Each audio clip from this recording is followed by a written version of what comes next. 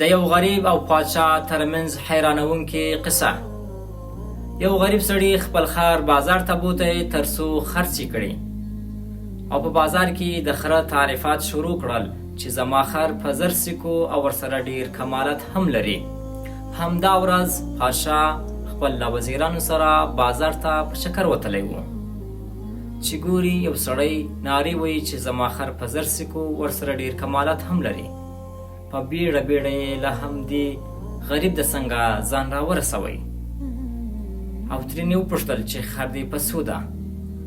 او غریب سړي ورته وویل چې په زر سیکو. پادشاه ورته وویل چې ولې دومره قیمت؟ غریب سړي په جواب کې ورته وویل چې پادشاه صاحب سلامت، زما خر ډیر کمالات لري.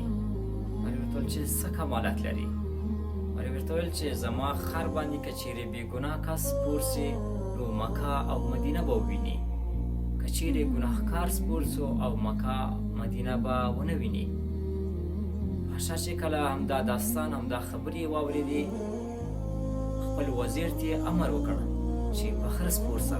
کله چې وزیر په خره سپور سو چې ګوري هیڅ شی هم نه ویني، نو وزیر په ژور فکر کې ولاړی.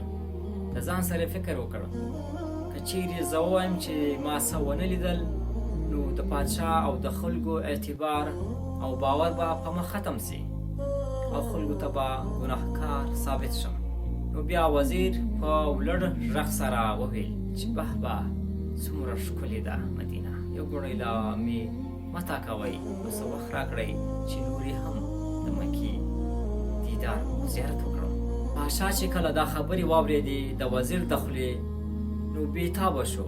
وزیر ته یې امر وکړ چې تاسه زه په خره سپور سم.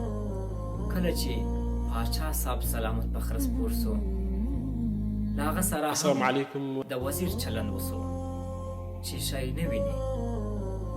د ځان سره یې فکر وکړ که چیرې زه ووایم چې زه څه نه وینم، نو د خلکو د رعایت اعتماد به او باور به په مخ ختم سي.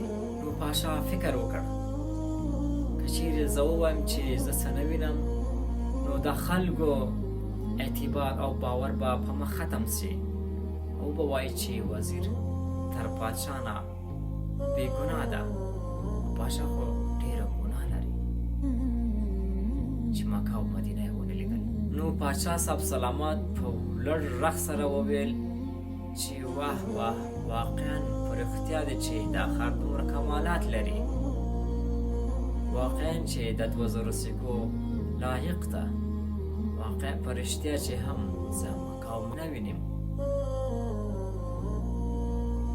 یو ګړی لا نه و تېر سوی چې دا منظرچیان، دا خلک چې شاوخوا ورته راټول وه، راسم سول، څوک خر ښکلوي او څوک زیارت او طواف کوي. دا به پاچا صاحب سلامت او د غریب چالاک سړي